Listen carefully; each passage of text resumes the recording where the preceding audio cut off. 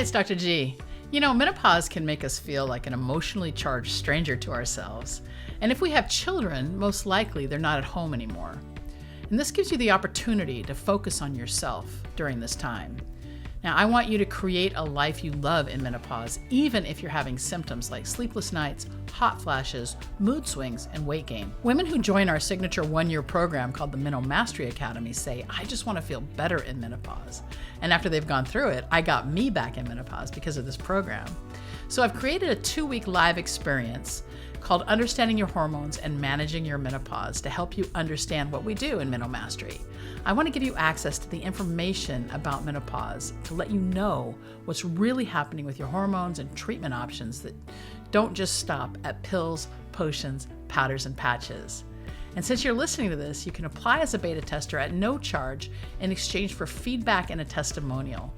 This experience is valued at $499, but you can bypass the lengthy application process when you go to menopausemovement.com/hormones. I'll see you there. Welcome back to the Menopause Movement Podcast. I'm your host, Dr. Michelle Gordon. And today we are joined by Demi Stevens. Dr. Demi Stevens is the CEO of Year of the Book Press. She turns writing dreams into successfully published books. She has personally assisted in the production of 350 titles by more than 125 authors, ranging from children's picture books to sizzling romance, award-winning mysteries, and best-selling business books. She holds degrees from West Virginia University, Capital Northwestern, and Ohio State, and has served on the faculties of Ohio State and Delaware Valley University, and as director of Paul Smith Library. Many clients call Demi the book whisperer, but perhaps book midwife is more appropriate because literary labor and delivery can be so painful. Each year, she coaches a limited number of writers one-on-one through the entire drafting, editing, and publishing process. I have personally published 2 books with Demi, and I'm working on a 3rd that we discuss in the podcast. During the interview, we discussed the origin of Year of the Book Press, her initial 65% success rate of turning interested budding authors into published authors, why it's important to have skin in the game, being a recovering perfectionist, removing obstacles, remembering all you can about a scene when you're writing, the inception of ideas and where they come from, imposter syndrome, permission, bringing back an old skill, and how words have power. Now, at the end of the episode, make sure you visit drmichellegordon.com/podcasts. Don't forget the S, where you can find the show notes plus the links to the books and resources mentioned in the episode. If you enjoy the episode, make sure you subscribe to the podcast so you're always the first to know when each episode is released. And thank you for all of the 5-star reviews. I appreciate that. Now, if you have any questions about the topics covered in this or any other podcast, I invite you to open a conversation with me on Instagram at Dr. Michelle Gordon. That's DrMichellGordon. Or you can send me an email to Dr. Gordon, that's drgordon, Gordon, at menopausemovement.com. I promise I'll get back to you as soon as I can. Now, let's go to the interview with Demi. Thanks so much for being a part of the Menopause Movement.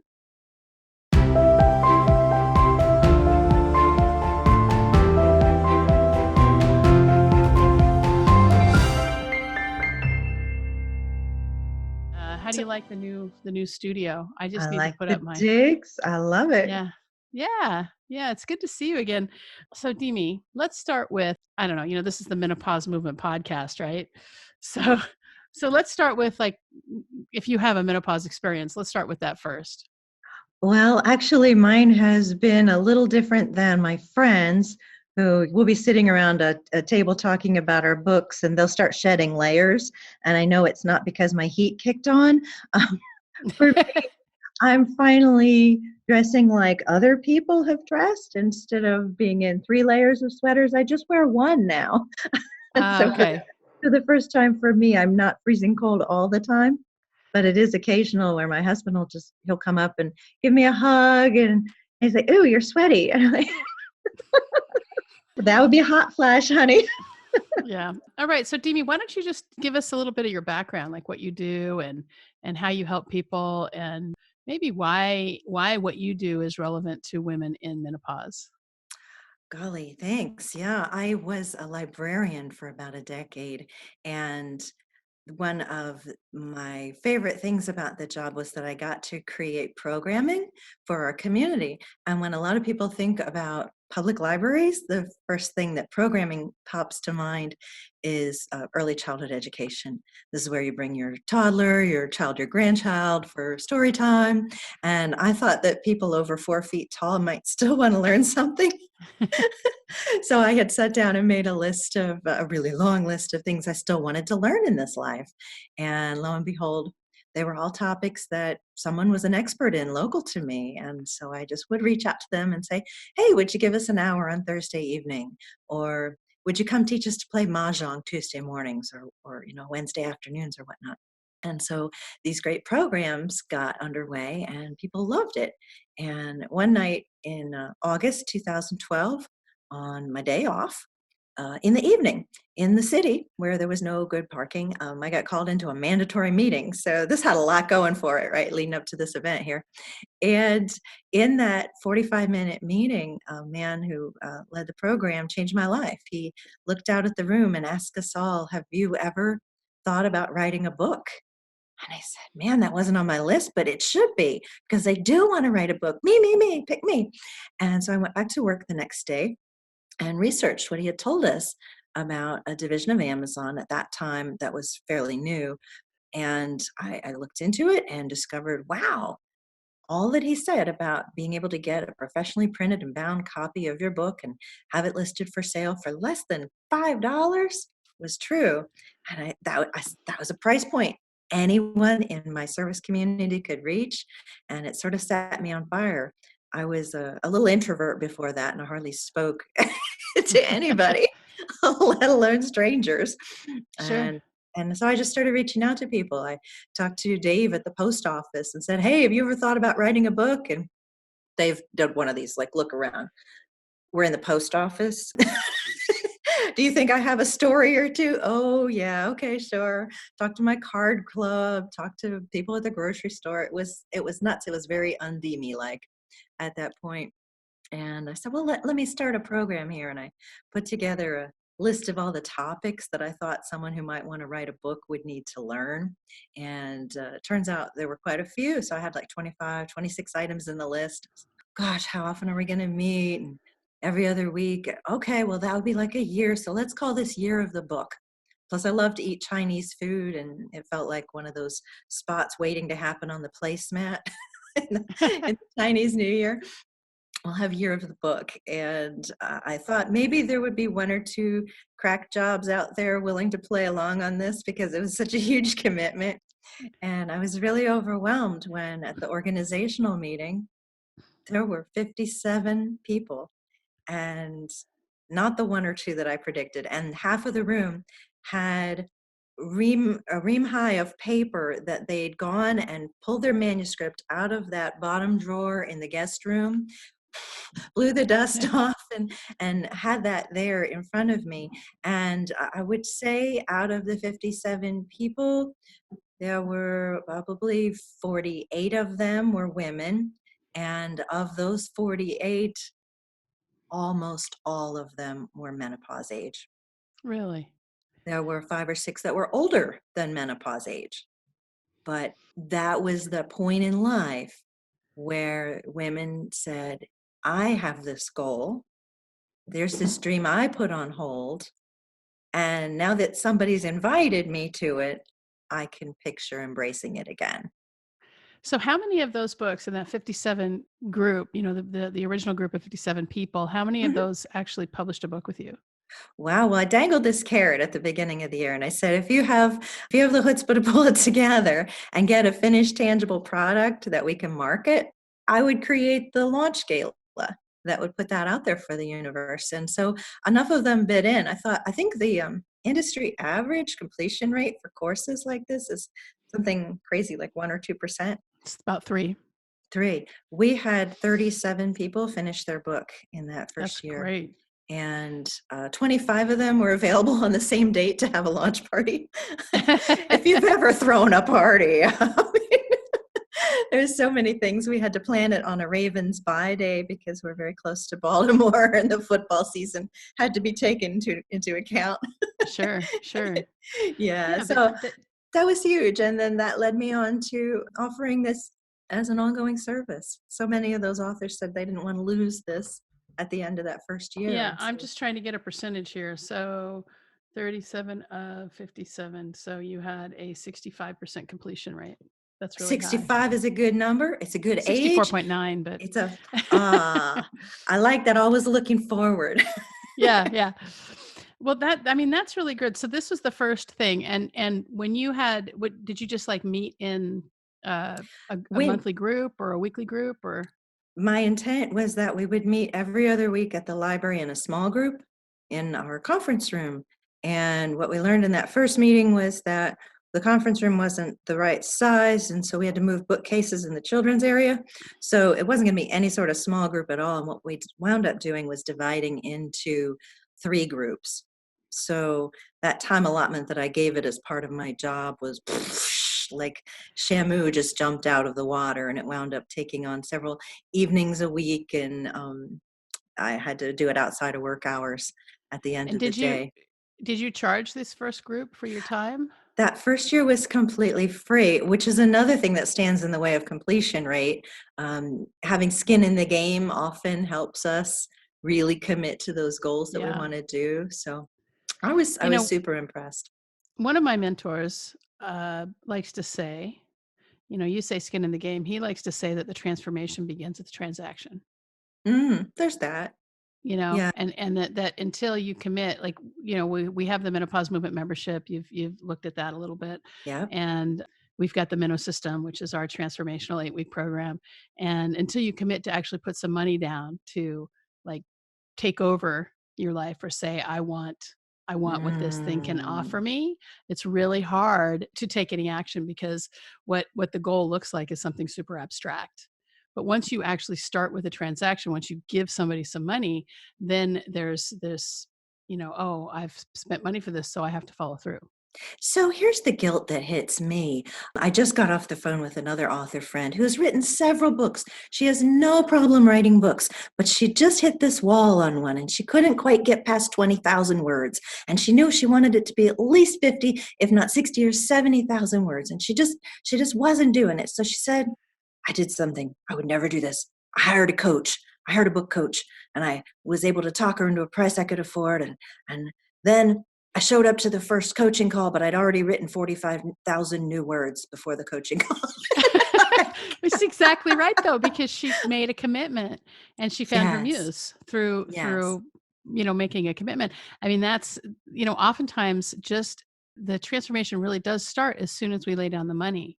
And I've seen this over and over in my own life as I've purchased courses and trying to build my own business. And, the implementation isn't so much based on how much money I spend, but No, no. on my own dedication to what those goals are. It's absolutely true. Did I need the coach to do this? Yeah, I kind of did. Because without that, I didn't put enough of my own belief in myself before Yeah, that, until I had that external knowing someone else was gonna believe in me right alongside. right. Well, so you help women and men write Mostly books. women. Mhm. Mostly women. You work with women. You work with people one on one. You don't have a scalable sort of thing. You just work with. I mean, I don't know. You may think it's. I don't. I'm not trying to. I'm not trying to be judgmental, but you don't have like a course that for the masses. You really do a one M on one sort of. my favorite is to be able to really be uniquely close with an author or a person who would like to view themselves as a someday author. What we found in that very first year of the book is that, oh, let's say the first 116 times that you share your words with someone else, it is terrifying. It is. And it makes you vulnerable. And that's where, for me, oh, that's that place I love to be in with someone where they've honored me by sharing their words, because it can be just scary to know that someone else is reading your story. But then I want that experience to be beautiful for the person. I don't want them to feel like the other person missed the point of what they were writing or didn't notice that it was scary. This is where I've seen book groups writers groups specifically go sideways. A lot of well-intentioned, beautiful young writers, and I mean young in the sense that they haven't been writing for long, come together. And all of a sudden, they're thrown into this group where they're supposed to critique other people's writing. But writing is new to begin with, so I wasn't an editor before this, but now you're asking me to find things that are wrong in someone else's work. And well, darn it, I'm trying to find something that's wrong, and I'm going to point out anything that I can find that's wrong because that's the way you're going to make me feel like I'm being helpful. And wow, the last thing that we need to know is a new young writer is Yeah. everything that's wrong. Well, I mean, it's just like everything else. I mean, you get better at something the more you do it, and the faster that you can fail forward, the better it's going to be for you. I am And with such a recovering perfectionist. Oh my oh my God. God, it's true, it's true. And what I find, I mean, I've published 2 books with you, right? We have the Love it. the Menopause Movement, The Recipes for cookbook. Living, and then we also have the Ultimate Menopause Guide. And then we're in the process of working on the memoir, but it's super, super hard for me because it's so raw and real. And those are the stories that are most Yeah. worth sharing. Yeah, yeah. Other people in that tunnel, and you can show them the way out. Right. And so, yeah, so we've been working on that memoir now for about 18 months, maybe a little longer. We're birthing an elephant, and the gestation period is longer than the mere mortals. Yeah, it really is. It really is. And it's funny because getting the words out wasn't so hard. It was like a big catharsis in terms of like me writing my story. And if you follow the podcast, you've heard like when I interviewed Deirdre Fay and when I interviewed Stephanie Davis, you've heard a lot about my own trauma background. And Nikki Sturgis, we talked about trauma. Mm. And so in my memoir, I'm talking about all this trauma. And so I would have a moment when I was first birthing this book where I would just be able to sit or I would try to write something every day and send it to Demi. And it was super disjointed and there was no like unifying theme at all. It was just like all these disjointed, horrible stories of trauma and heartache and angst and just Mm. really and so I would get these emails back from you that would say things like, "You didn't deserve to be gaslit like that." Ah, You and it's know? such a shock, right? Or, "It's too bad your grandfather was so rapey." And I remember writing that. it's like, well, these are the stories. These are like the real life stories that I lived as a child. And they're just so traumatic and horrible, but it's so fun to be able to talk about them and laugh. First, we have to get through it. We have to vomit it out, and It it's is, just it's like such it's like an illness, once you're able to get yeah. through you feel better almost Yeah. immediately, don't you? Yeah, it's true because here I vomited out. It's like writing-ish Mhm. and not, I don't mean ish in the sense that it's, the word for poop, but I mean just kind of like not real writing. It's just like stuff Yeah. coming out. And Well, so now I'm in this other phase where I'm looking at structure and I'm looking for unifying themes and I'm trying to build something that kind of goes yeah. to a climax. So here's the And thing, Michelle. Okay, so our books, our best books, and our lives can be either a romance and a happy ending or a tragedy. We've got that in there. It's just a matter of where you start to tell the story and when you stop. right. Yeah. and and then the story you keep repeating to yourself. Right. I mean, well, everything. I mean, what's really interesting about discovering story structure in the true sense of the word, and that's beyond hero's journey, but really story structure, um, is that story is such a fundamental part. It's a part of our programming, Mm, and without story, we have no meaning. We don't understand our world without story. And what I've discovered over the last, I don't know, it's been a while since we've had a good talk, but I've discovered that everything in my life is a story. And it's a story that either serves me or it's a story that doesn't serve me. And if it doesn't serve me, then I can change it. I find it interesting that some people will have very, very intense memories of early childhood, and other people can't remember anything until their late teen years. And I wonder why that is. And it's buried in story somewhere. For for me and one of my friends, at least, most of the stories that we remember from our childhood are because someone else showed us a picture of an event that happened when we were young and told us a story about it. And so that storytelling, sometimes we wind up taking on other people's stories and regurgitating them as our own Yeah. when maybe that wasn't the case at all. So I'm always curious as to how these stories get started and then how they pass along and how Well, we what allow ourselves to hear them. yeah, what we've discovered in brain science is actually that our memories are super faulty. And the only time, I mean, if you're, especially when you're trying to do when you're trying to do behavior change, the best time to record an incident is like right at that time Right after. so that you can look at antecedents, behaviors, and consequences. And when it comes to memory and story, and in terms of like literary story, let's say you're trying to write some sort of autobiographical snippet or whatever, it's okay to, you know, be it doesn't have to be exactly chronological, and it doesn't have to be exactly all the events, because you can take some literary, poetic license, as it were, like the Maya Angelou autobiographies are all, Mm, they're filled with, I'm sure, wow. a lot of myth, right? Part Um, part of the trick is that we have to also fulfill our readers' expectations, and they have a certain standard that the story is going to last this long, and it's going to have this many high points and this many low points, and one is going to follow each other in this manner. Here's low, low, low, low, low, low, low, high, low, low, low, low, low, low, low. And so in order yeah, to engineer that through our own tales, we're combining certain elements as if they happen together, in order to convey the story in a way that it can be heard. Because right, if right. if your listener isn't listening or isn't able to hear it the way you're speaking, God knows we've zoned out on a few conversations when Yeah, that that's happens. true. Well, in reading, I've been studying about autobiography, as I had mentioned to you before, and there is a book called Growing Up, and I think it Mm. won the Pulitzer Prize. But when he wrote his first draft, after 20 pages in, when he started reading it himself, he fell down. He like fell asleep. He's like, "This is awful," because what he did was he just made like a chronology of his life.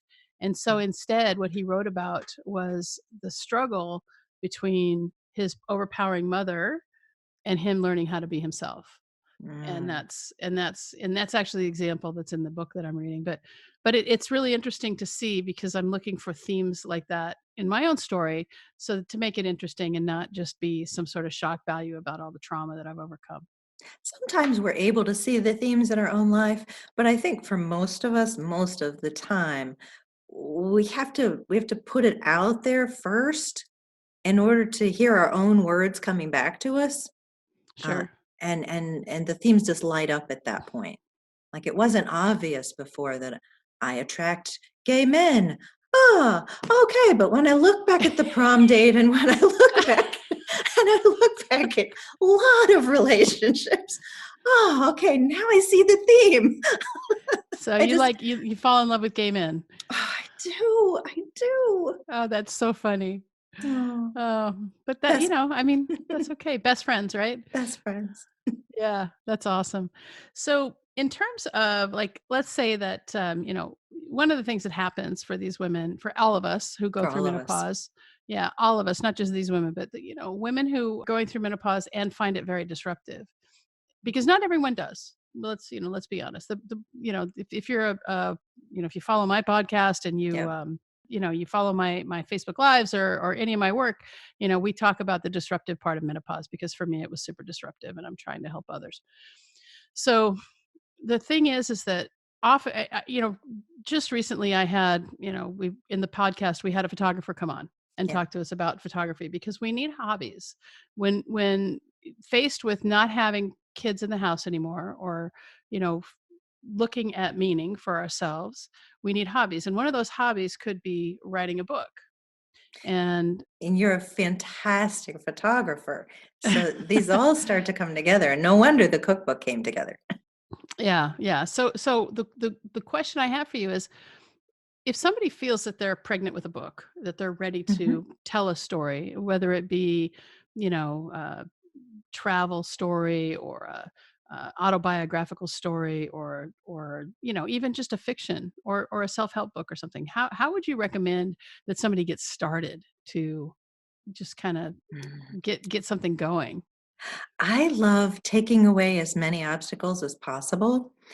So I'm a big fan of sitting down right in that moment when the muse has shown up and said, "This is a thing, and I want you to write this story, and I want you to focus there." So I'm a big, big fan of pulling out a notebook or the laptop or whatever is handy, sidewalk chalk if necessary, but do it before the rain. Just get the So you ideas can take a out picture. there. Take a picture. Yes, you can Instagram the outline of your story in sidewalk chalk. That's probably going to shoot the book straight to the top of the charts instantly. Oh, for sure. You'll have to write every chapter and then have it transcribed because your fans will expect this of you after the first. So funny. Yeah.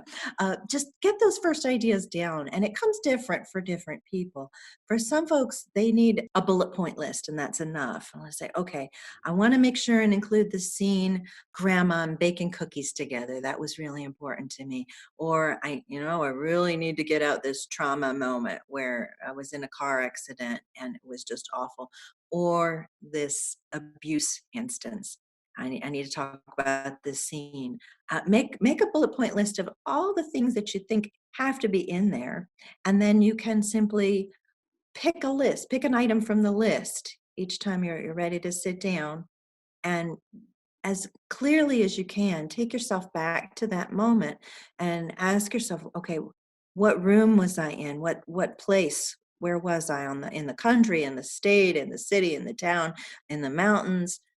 What was the weather like? What time of year was it? And try to capture those scene details so that as you're writing, you're using all 5 of your senses and you're just pouring out everything that you can remember about those instances, and it makes it real. It's a bit like what a hypnotherapist might do to try and take you back to that. You're imagining the people that you were with, the place you were in, the color of the wallpaper, or the smells in the air, and going into that moment and just purge it all out and don't read a word of it. That's my best advice.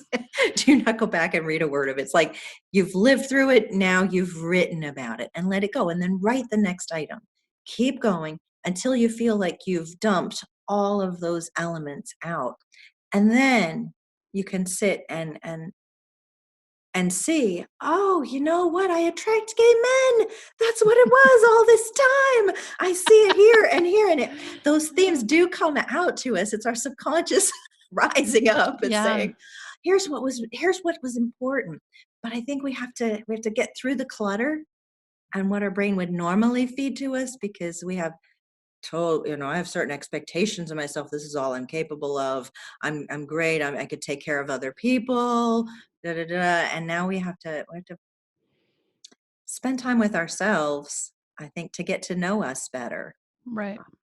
I mean, I think that, writing, at least for me, and writing the memoir that I'm working on, has been, I've had to really look deep into my own pain, Mm. and that has fueled some really great bits of writing. It's not a whole work yet, but a few bits of writing. And then in terms of remembering scenes, the thing that I remember the most is, talking about the scales of a fish glinting in the sun, Oh, what a beautiful as image. we're cleaning the fish, and so the guts are going down the sink, but so there's scales of fish, Now you could but see it. You could see the yeah, rainbow that was there all this time. I was yeah, just listening to a podcast earlier today. Oprah was interviewing someone named Bishop Jakes. I hadn't followed him before, but he talked about our potential as an apple. And he said, I want you to imagine this apple is here and you're holding an orchard.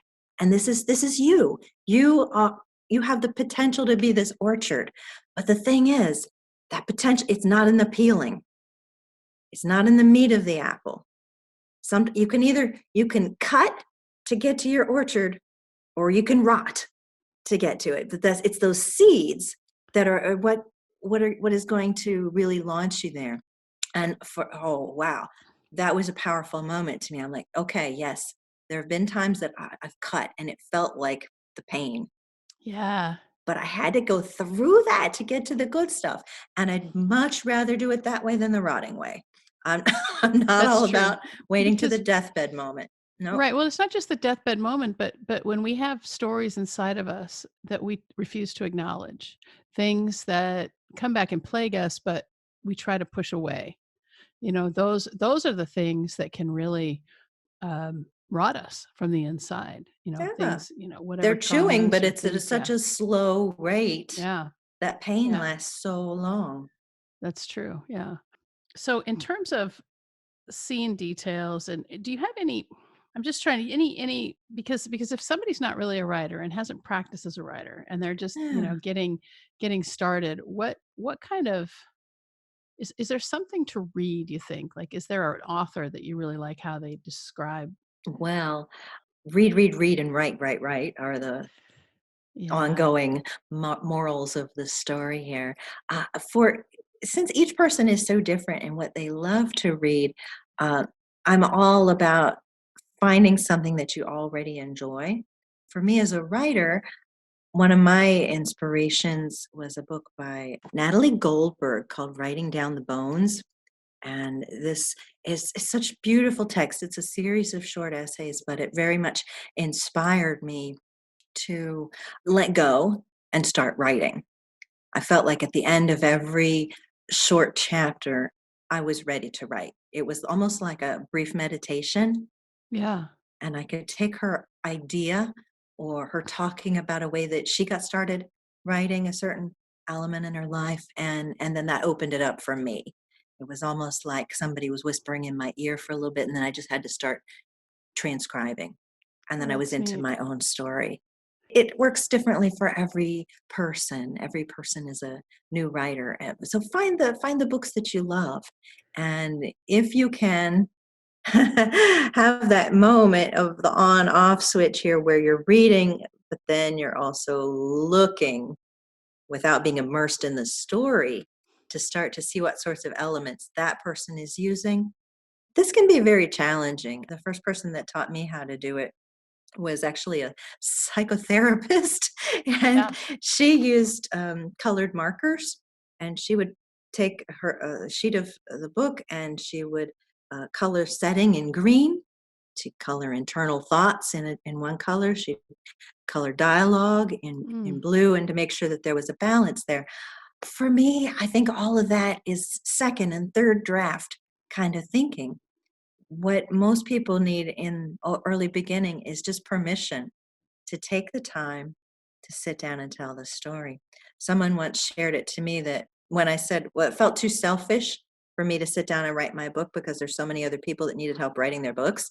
They're like, oh, you're the one being selfish because we need the help getting to our best content, but we need your guidance to get there. Yours is the voice we want to hear. right, And for our audience today, theirs is the voice that we need to hear. And until we can think of it as a selfless act to take the time to pour those thoughts out, to look for those themes, to let them percolate up, that's really when we finally cease being selfish and we allow other people to truly benefit right. all that we've learned, all that we have to offer. I mean, you were talking before about fear, and I know It's that huge. one of the things, yeah, one of the things that has one of the things that's kept me from probably completing this memoir is the fear of false intimacy. Oh, wow. Because with as raw and real as I am, and talking about Mhm. all of my childhood trauma and all of the trauma, I mean, because my life has been one trauma after another, as you know, because you've read my raw, Yep. awful work. It's Um, not awful. Stop that. so it the thing that I really worry about, and this is probably completely unfounded, but I really worry about people, that it gets really big, and people, I'm afraid of success. So Mhm. these are all Mhm. real fears, Absolutely. and that people, because they read my book, will think they know me, and then they'll be Oh. able to come over and say, well, I did this. I just I and it's completely there's it's completely unfounded. This is just my own inner dialogue saying, well, you should do it. No, you shouldn't. You should. You shouldn't. That it's and Oh gosh, what you're saying resonates so strongly with me. When people will ask me what the writing journey looks like, and I'll say it looks an awful lot like a 12-step process. And the thing that sucks is that usually step 2 or step 3 is this fear, this overwhelming fear that I'm going to say something and I'm never going to be able to take it back. And then like yeah, step 10 and step 11 are pretty much the same freaking fear, but in reverse. Like, no, no, I'm not going to release it. No, I know it's all done now, but yeah. no. And And I and then had there's this no other fear that idea. I won't have any other story to tell after that. If I tell this story now, where am I gonna get any further stories from? And so it's like so dumb. Elizabeth Gilbert, when she wrote Eat, Pray, Love, it was this massive hit, right? And Yeah. she's written how many memoirs since then? Yeah, she's done a Clearly, lot of memoir, and she's still living. and as a matter of fact, I was gonna bring up her book, Big Magic, Oh, I um, love this one. because I wanted to talk to you about ideas. I was gonna bring that up. But before I do that, let's go back to Elizabeth Gilbert and Eat, Pray, Love. And she's not only been a writer for her whole life and always worked on the craft and just wrote about, I mean, in Big Magic, she talks about this. She says, I would go to the marina and write about sailboats because Yeah. I was being true to the craft. But she's also written fiction. Yes. She's just a writer. But one of the things she talks about in this book, Big Magic, is how ideas come, and how ideas will come from the universe. They come from the ether. She And talks about the muse coming to visit you, and the muse will give you this fantastic idea, and you'll have it, and you'll recognize it's fantastic. And I need to write this, and this is amazing. It's absolutely wonderful. But if you take no action, the muse will take the idea and bring it to someone else who's willing to put it into action, bring it to life. and she talks about how she had a story about the Amazon, and Hmm. that story of the Amazon transferred to her other friend, who actually ended up writing and publishing the story in a kiss. And it felt just like, oh, that was the book I was meaning to write.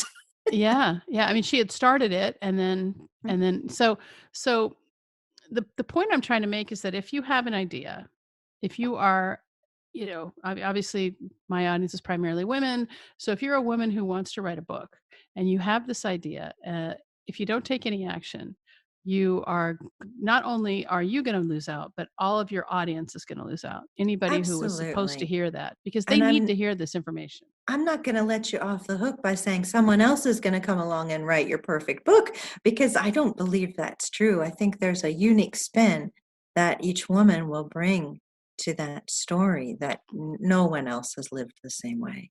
Yeah, that's actually true. And so we know about ideas, and you talked about Natalie Goldberg. Let's just go back to this idea of permission for 1 second, because we live in a patriarchy. We live in a patriarchy. And I read this book called The Alphabet versus the Goddess.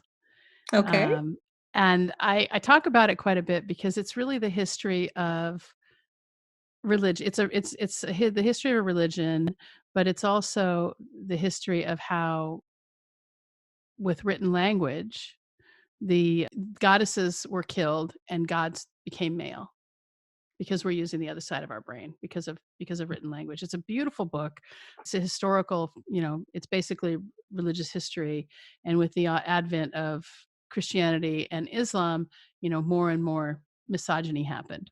But it was misogyny from written language. So it's very interesting, this book.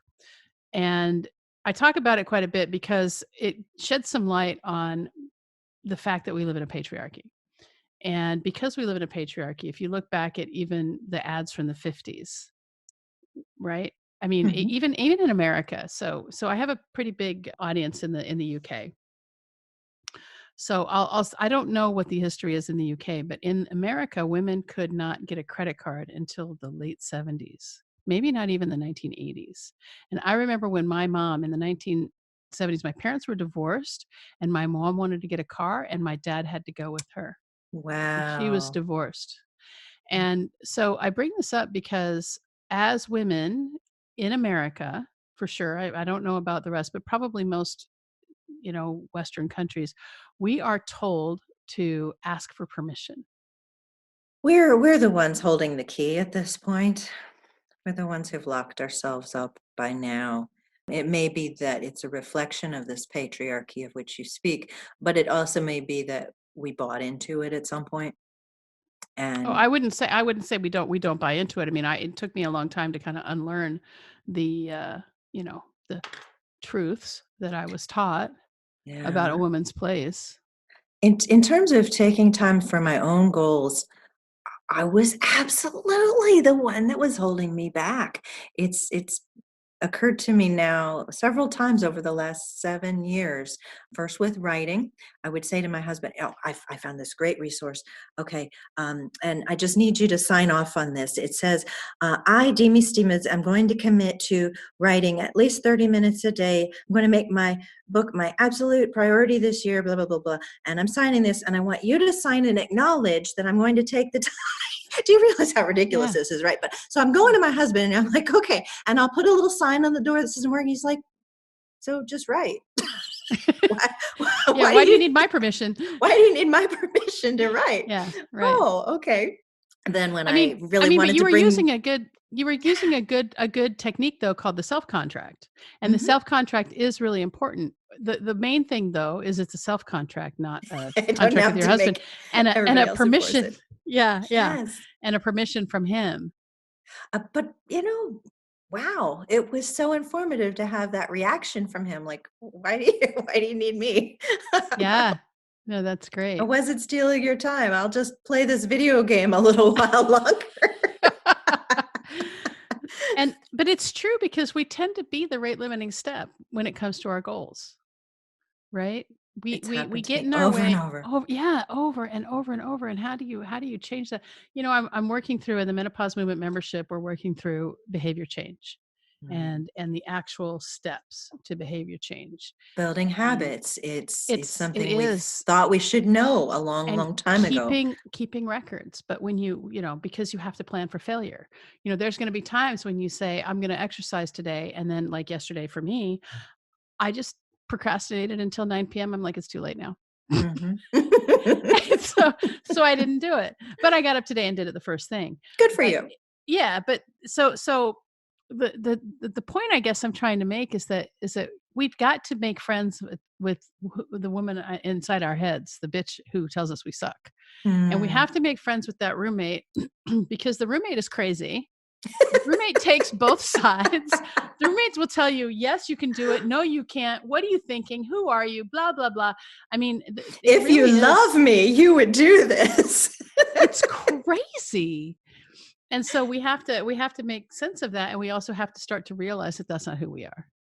That voice is not us. That voice is just our Oh. mind. Oh, if only we could date ourselves and Can you try to imagine? figure out from the Oh. outside in what would make this woman happy. You'd think we'd have Yeah. more insight into the answer to this, but Yeah. Yeah. maybe It's, not. I don't know. I mean, it's kind of like, one thing that I find is so great about writing is that it can be so reflective. And journaling is a different story than it's a different thing than writing a story, like your lady who was the golfer, right? Mm. So it's just I just I wonder how, I mean, I write, but I don't call myself a writer, you know? And I've published a couple of books, but I don't call myself an author. Mhm. Yeah, this And this is this is Dr. Michelle limiting herself. yeah, maybe it is. Maybe it is. I just wonder how many other women struggle with this same sort of dichotomy, as I'm it were. told that many famous authors, including someone like Sue Grafton, who has written the entire alphabet of Yeah. fiction, um, still wakes up and wonders when this book comes out, are they finally going to figure out that I'm a fraud? Oh, yeah. So I don't think that there is a solution to this problem. There's just an embracing. There's a willingness to, okay, I feel the fear. I'm going to feel the fear anyway, but today I'm going to go ahead and do this in spite of the fear. Yeah. In, I think in nothing good comes out of staying comfortable.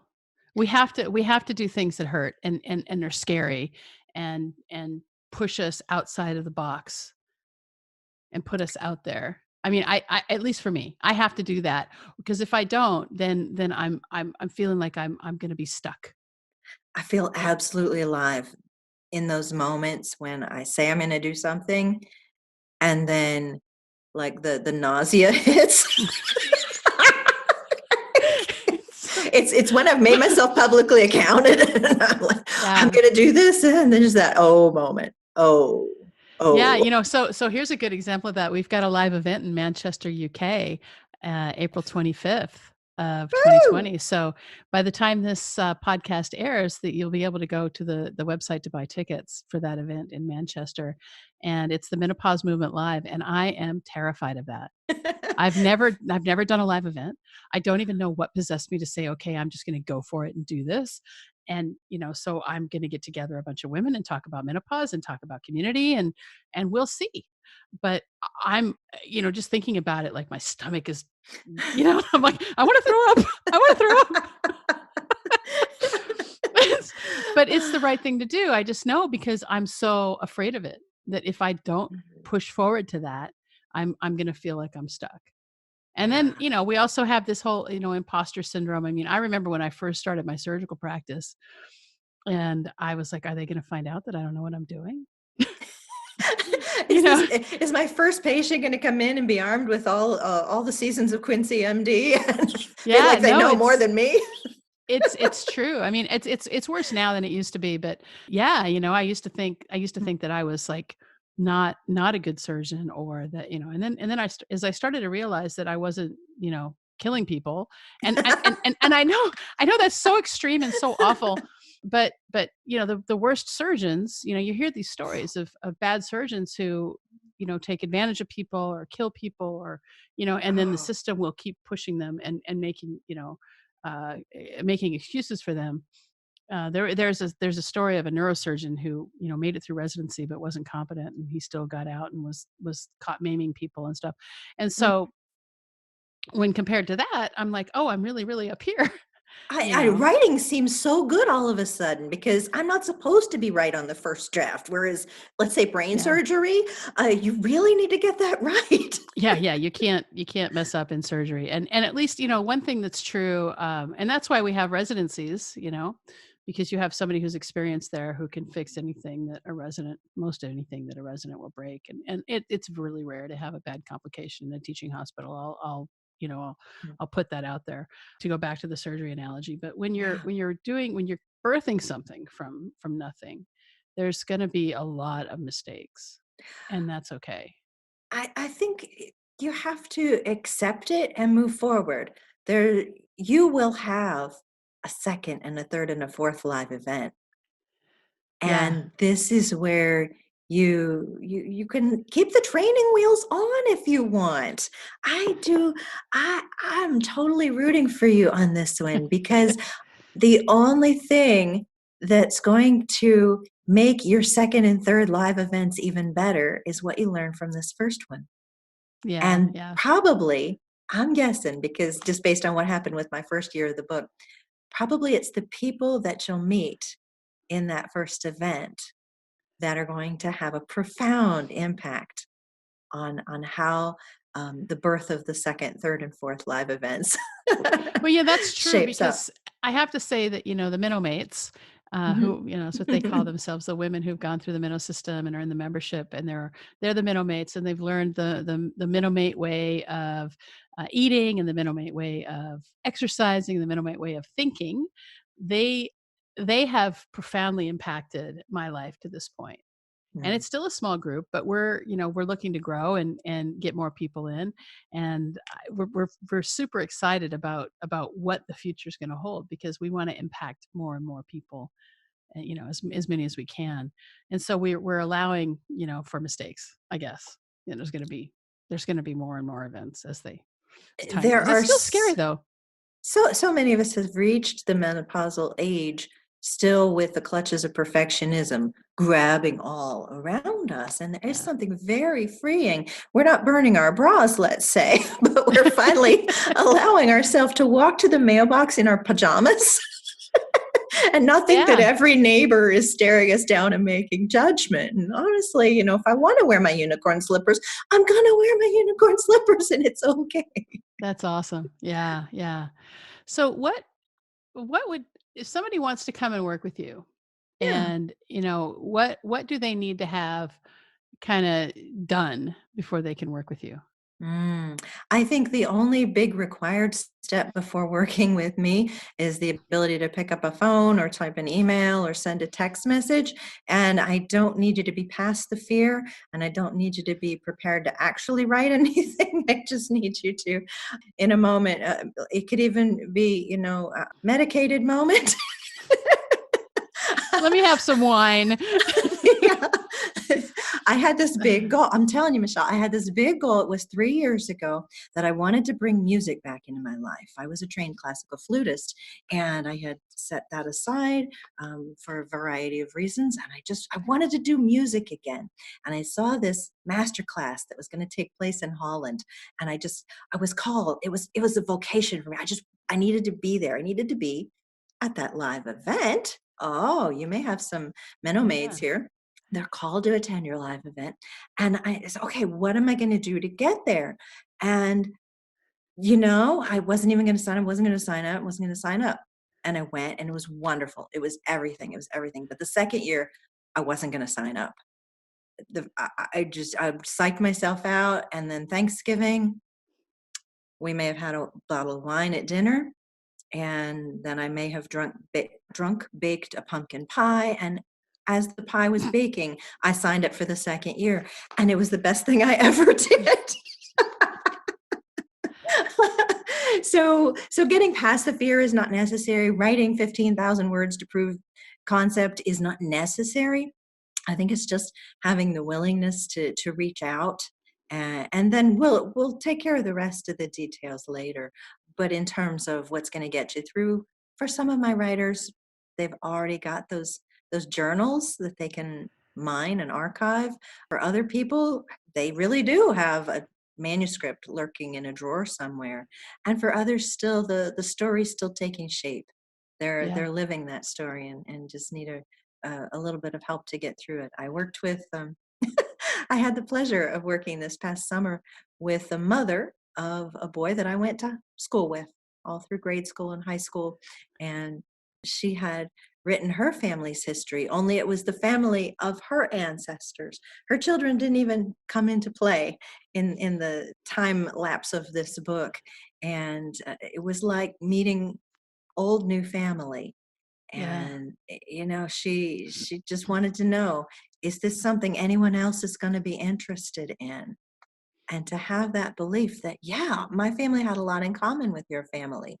And oh, we did come from small towns in West Virginia. Yes, we had this bonding. Oh, there was this us versus them, the outsiders, everybody who you might have Yeah. lived in West Virginia, but if you were in another town in West Virginia, you were still an outsider. My grandmother never left the county in which she was born until she was 70 years old. Wow. We lived insular. Uh, Yeah. Everybody stayed close. And the first step is it's going to vary. It's absolutely Yeah. going to be different for each person along the way. And finding somebody to be with. It doesn't have to be me. It could be someone they met at the library, or that who sits in the coffee shop across from them but is there the same days and times. It Yeah. might just be that I'm going to commit to write every day that so and so's at the coffee house too. It could be a little wager that you place with yourself that says, if I see if I see a rainbow this month, I'm going to write that book. Well, I mean, we can talk about manifestation for a second, and if you Sure. want Oh, I If love you want to, manifesting. if you want a sign, you can always ask the universe to give you a sign about whether or not you're going to write a book, and you can ask the universe to say, if you really want me to write this book, then I want to see some foreign currency in the next 3 days. I mean, and what's funny is that kind of stuff happens. It I'm really gonna show up with does. a necklace that has a drachma on it. You see? Yeah. I mean, it's crazy. It's crazy. So the law of attraction is a real thing. The law of vibration is a real thing. That we talked about that with Lindsay Durant when she was on the Mm, podcast a few weeks ago. And so, these are really, really important things to think about. And I think, as menopause happens, what we do is we start, we start to really question everything, especially if your menopause is disruptive, then you start to question everything. And what's really great is to have a habit of or a hobby, I'm saying, of photography or writing or something, to be creative. And being creative, I think, is super important, as much as the schools don't care about it anymore. mm. The You know? laws of vibration would have you practice, Michelle, saying, "I am author, speaker, surgeon." Leave with those items that Yeah. you're not sure you embrace, but because once you start living as if, Yeah. that's when it comes And true. and it's true, because, like, when I really wanted to be in medicine, I was a doctor before I was a medical student. I was a surgeon before I was a resident. Mm, I mean, mm. I would say I was these things. So I get it. That's exactly what I did. The So, the wannabe writer may go ahead and go into their email and change the signature line to their name, comma, author of, and do a yeah. working title. Nothing Yeah. like the outward telling the universe, I'm the author of this book to make it happen. And then the first reply that says, when is your book out? Where can I get it? To make you want to finish it. Yeah, well, I'm working on it. We'll say that. I'm working on it. So, how can people get a hold of you? I am at Demi, Demi, at YOTB Press, like year of the book, Yeah, press.com. And I'm sure that in the show notes, we'll add a link to the website as well. And I invite you, absolutely. you can call me, text me, skywrite. And We're gonna skywrite right over your house. very fun. Glen Rock, Pennsylvania. Is there anything else that you'd like to share with the watchers, the viewers, the listeners, about writing a book, or anything at this point? I would say to you in this moment, all of you listening, you are not the only one who can benefit from this next page of your life. Your story is bigger than you think it is. Your story is more profound, and your story is more fun. Embrace those light moments too, but don't be afraid of letting them out. Don't be afraid of making perceived errors along the way, because sometimes the fallout is more fun and just more where you were meant to be in that moment than the living the perfect way was going to be. But never for one moment doubt that you are not the person who was meant to be in the spotlight for a moment or for a long time. Your words have power. You've known this since the moment you could first cry and someone would respond to you with a bottle. You've known this, that other people's words have power, but oftentimes here in menopause, we've let other people's words take center stage. And now it's time to realize that ours can have that same impact, and it doesn't have to be in a negative way. That allow yourself to embrace what's beautiful, move toward it, move through whatever's holding you back, and picture that perfect ending. Picture the happy ending where you want to be. Put yourself in it, anchor it there, and make it real. You That's can great. you can reverse engineer the life you want. You certainly can. That's for sure. Well, Demi, thanks so much for being a part of the Menopause Movement podcast today. I really appreciate you. It's so beautiful to see your transformation and to watch you take wings in this world. I love you so much. Thanks so much. Thanks for listening to this episode of the Menopause Movement Podcast. I'm your host, Dr. Michelle Gordon, and I wanted to take a moment to share what one of our community members has achieved since she's been working with me. Amanda has had an amazing transformation. Amanda was struggling with joint pain, hot flashes, forgetfulness, sleeplessness, weight gain, and an angry mood. In addition, she lost her confidence and self-worth as menopause crept up on her. Since joining the Menopause Movement membership, Amanda's quality of life has improved in ways no one could have predicted. She has truly transcended the symptoms of menopause and is now living her best life. This is what I want for everyone in the community. Take a listen to Amanda's story. I just want to show you what's possible when you join the community and do the work. Transcendence is available for you, too. Now here's Amanda.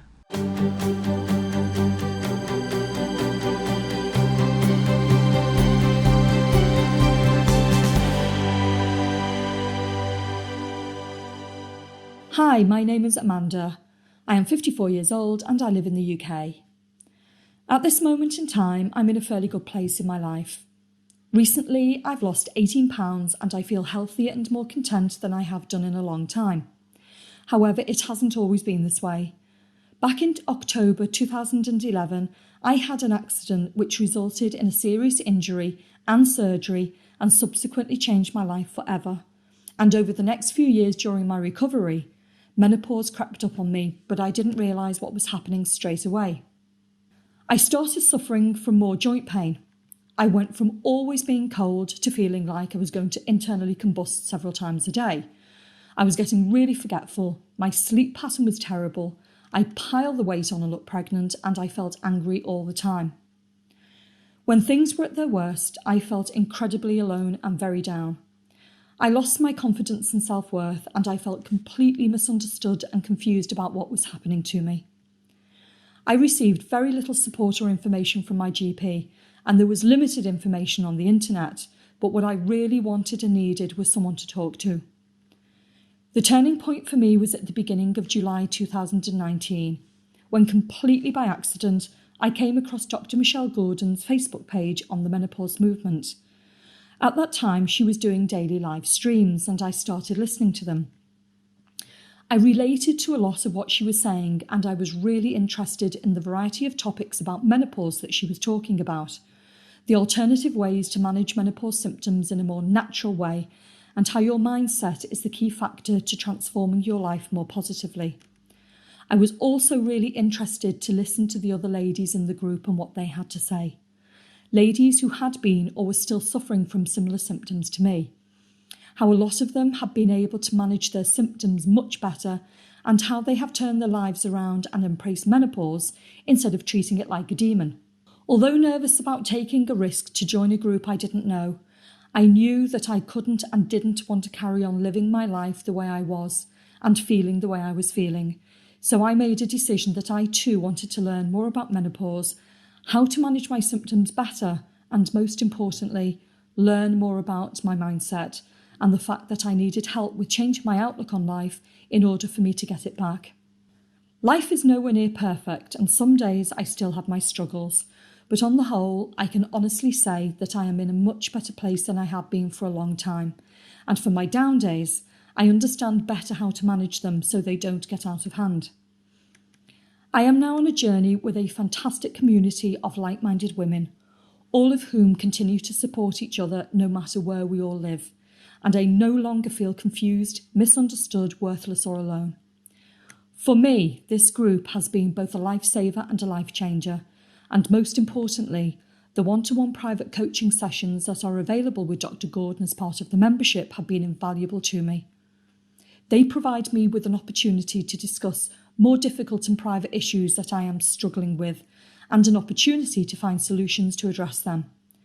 Without doubt, I can wholeheartedly say that I owe Dr. Gordon and her group everything for showing me how to take my life back and, more importantly, take control of it. Joining her membership has been the best thing that I have ever done. However, this course is not for everyone. If you're looking for a quick fix that doesn't cost you any time, money or effort, then this is not the group for you.